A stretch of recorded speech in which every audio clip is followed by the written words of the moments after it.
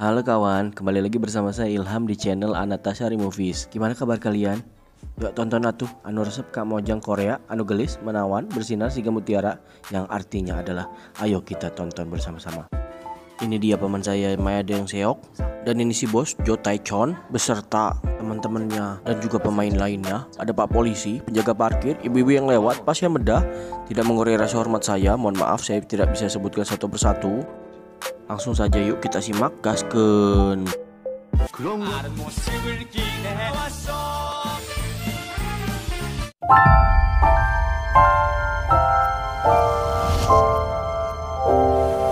Berkisah tentang Daeguk, pria yang lahir dan dibesarkan di distrik Apgujeongdong.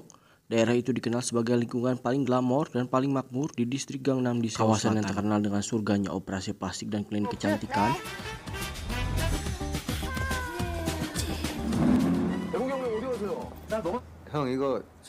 Di sisi lain, sementara Jiwo Jung Kyung Ho yang merupakan ahli bedang paling berbakat dan juga terkenal seperti saya dan artis-artis Korea lainnya seperti Lee Min Ho, Lee Seung Gi, Ilham Pratama dan lainnya di daerah tersebut, sayangnya ia bernasib kurang beruntung. Ia baru saja kehilangan lisensi medisnya. Merasa hal itu bisa dijadikan kesempatan, Daeguk pun merekrut Jiwo untuk menjadi partnernya dalam membangun bisnis impiannya tersebut.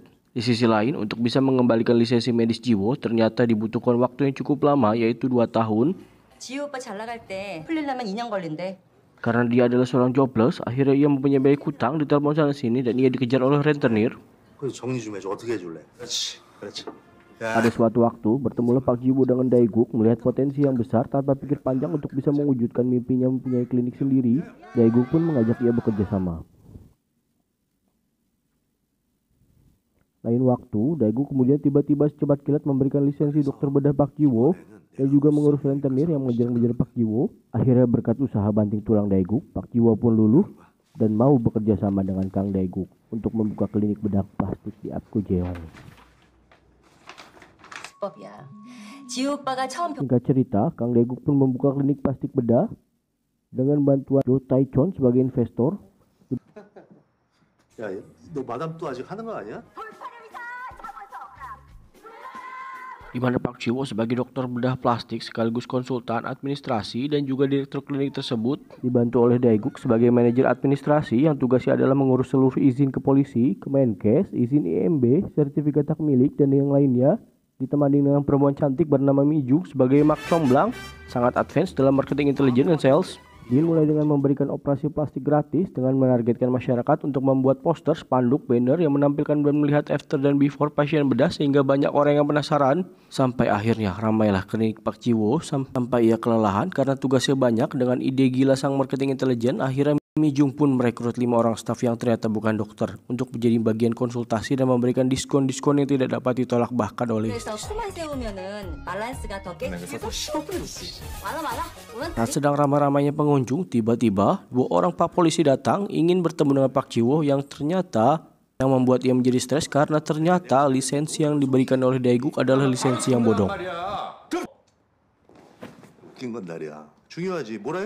Daeguk yang memang pentolan di Apgujeong tidak habis akal. Dia akhirnya menemui seorang bernama Nona Hong, seorang wanita yang mempunyai banyak channel yang dapat membantunya mengatasi polisi tersebut. Nona Hong pun mengajukan syarat, yaitu Pak Jiwo dan Daeguk harus menggunakan filler ilegal yang belum disetujui oleh lembaga berwenang sehingga nggak tahu itu aman atau enggak oleh pasien. 그치, 위험하지. 통화 중이야. 안 한다. 오케이? By the way kalian tahu nggak sih apa itu filler? Filler itu adalah zat yang digunakan dalam tindakan kosmetik non bedah yang berguna untuk menghilangkan kerutan, garis halus, serta membuat wajah menjadi lebih kencang.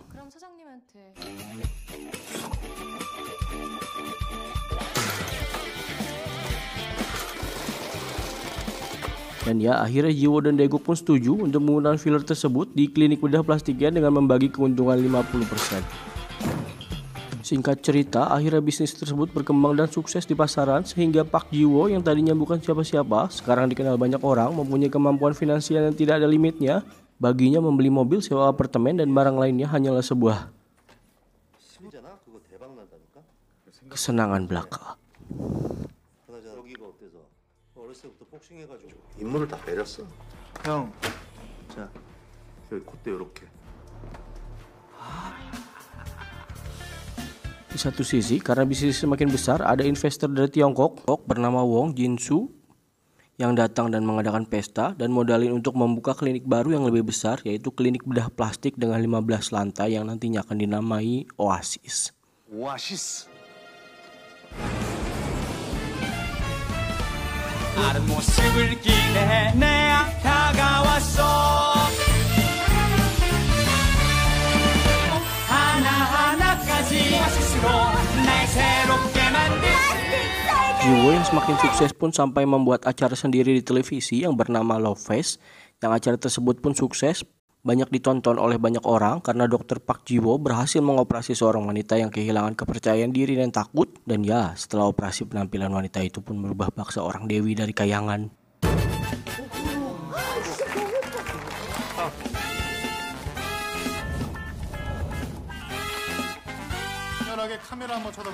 Tetapi ya, bak pepatah semakin tinggi suatu pohon, semakin kencang pula angin yang berhembus. Banyak yang ingin menghancurkan kesuksesan tersebut. Pada akhirnya, kepercayaan Park Jiwo dan Kang Dae-guk pun diuji. Ternyata Park Jiwo masih belum percaya 100% kepada Dae-guk karena ia trauma dikhianati oleh temannya dahulu sampai kehilangan lisensi medisnya. Park Jiwo dan Dae-guk yang memang sibuk masing-masing. Jiwo sibuk mengurusi klinik dan pasien-pasiennya, sedangkan Dae-guk sibuk berurusan dengan investor dari Tiongkok. Karena jarang bertemu sehingga komunikasi mereka pun memburuk, kepercayaan di antara mereka pun semakin melemah. Jiwo pun dipanas-panasi oleh Jo Tae-chon bahwa Dae-guk telah menusuk ia dari belakang. Ia bilang kepada Jiwo bahwa Dae-guk telah bekerja sama dengan ketua investor dari Tiongkok untuk menggantikan Jiwo dengan menantu ketua untuk menjadi direktur. Dan esoknya Dae-guk mendatangi Jiwo dan membawa proposal KWF. Dan di situ tertera jabatan Jiwo hanya sebagai kodirektur, bukan sebagai direktur. Ia pun hanya kebagian keuntungan sebesar 10% saja. Akhirnya Jiwo pun termakan omongan Jo Tae-chon bahwa Dae-guk benar-benar sudah mengkhianatinya, yang akhirnya muncullah drama peran antagonis saling tidak percaya, saling cuek, yang sebenarnya mereka berdua adalah sahabat sejati. Di tengah perselisihan mereka berdua, virallah berita mengenai filler palsu. Filler palsu yang beredar di pasaran pun ditarik. Di sisi lainnya, Park Dae-guk menemui Jo Tae-chon untuk menanyakan siapa dalang yang menyebarkan berita tersebut. Jo Tae-chon pun mengatakan bahwa Park Jiwo lah yang telah menyebarkan berita tersebut agar Dae-guk ditangkap polisi. Mereka berdua pun akhirnya termakan omongan Nono Hong dan Jo Tae-chon. Akhirnya untuk menyelamatkan diri masing-masing, Jiwo mengambil buku besar yang ada di ruangan Dae-guk dan menyerahkannya kepada Nono Hong.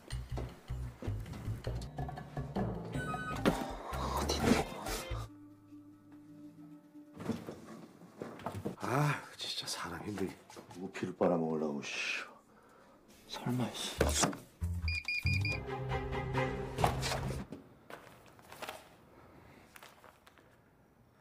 오빠 이 사람은 Sedangkan Dae-guk untuk menyelamatkan dirinya, ia mengikuti saran dari Mijung untuk menyebarkan gosip di televisi. Korban bedah plastik Pak Jiwo di acara televisi Love Fest ingin bunuh diri karena mukanya malah rusak setelah dioperasi oleh Park Jiwo karena menggunakan filler palsu. Namun dengan tingkat IQ yang tinggi, Dae-guk pun akhirnya menyelidiki dan mengetahui ternyata dia dikibulin dan ditipu oleh Jo Tae-chon.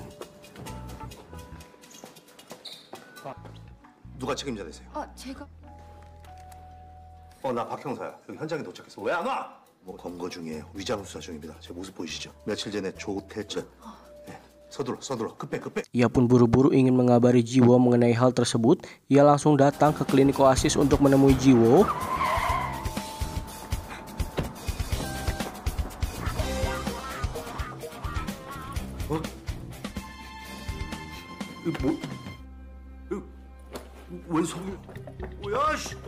Tapi Park Jiwo masih tidak percaya dengan omongan Dae-guk dan ingin tetap membakar klinik Oasis beserta dengan uang yang ada di ruangan Dae-guk. Tetapi Dae-guk terus menenangkan Jiwo dan membujuk agar tidak gegabah membakar uang-uang tersebut. Ia mengatakan mereka berdua bisa kabur membawa uang tersebut dan dapat hidup senang dengan uang tersebut. Jiwo pun mulai luluh mendengar kata-kata tersebut. Namun takdir berkata lain, korek yang dipegang Park Jiwo pun jatuh dan akhirnya malah membakar uang-uang tersebut. Duar!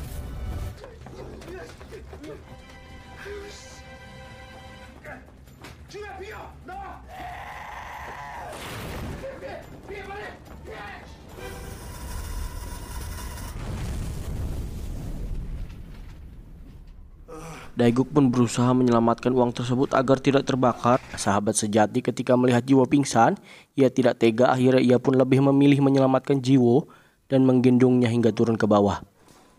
Dan ketika sampai di pintu keluar, ternyata di sana telah ramai polisi, ambulan, dan pemadam kebakaran yang berusaha memadamkan api. Akhirnya Jiwo dan Daiguk pun ditangkap polisi.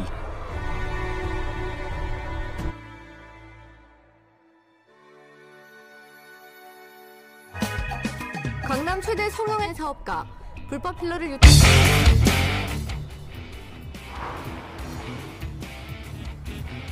Tamat, ending yang mantul. Pesan dari film ini adalah sahabat sejati adalah mereka yang mengenal kita dengan baik dan berusaha selalu ada untuk kita, tak hanya di saat kita bahagia, tapi juga di saat kita bersedih. Saya Ilham undur diri, terima kasih sudah menonton. Don't forget to subscribe, share, and comment. Bye-bye.